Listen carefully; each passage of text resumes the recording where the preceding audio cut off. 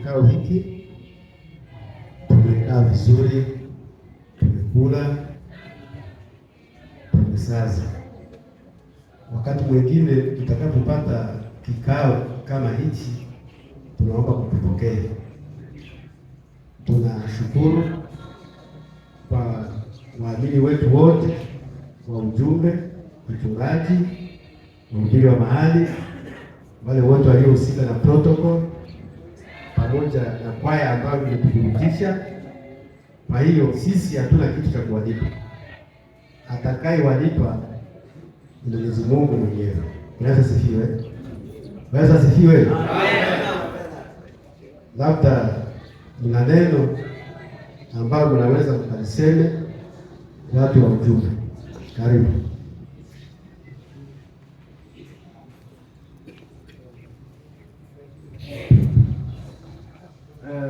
Na sisi pia tunashukuru kwa kupata kikao hiki cha jimbo.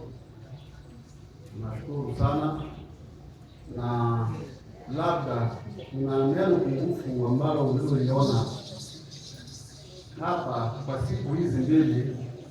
Kama mmeona pungufu mojawapo, unaweza kusamehe, kwa sababu wanapokutanika watu hapakosa na mapungufu. Mapungufu yote ni kusamehe. Bwana asifiwe. Amen. Bwana Yesu asifiwe. Hapa kuna tangazo ya funguo, yule ambaye anachofungua wakati tulikuwa kwa maombolezo pale Mulashi, anaweza kuja kuzivaa, ama najua mtu ambaye ameacha funguo pale. Kwa hiyo tutauliza kikao kingine kitakuwa katika parokia gani?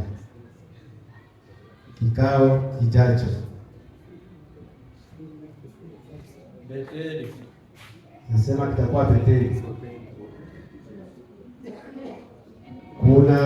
Kuna pendekezo lingine? Wangapi wanakubaliana na hiyo kama kitakuwa Beteli? Kikao kijacho kitakuwa Beteli.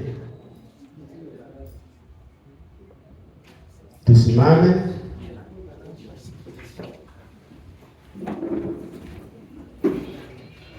Tutaomba ripoti ya wazee itasomwa, kisha ripoti ya wazee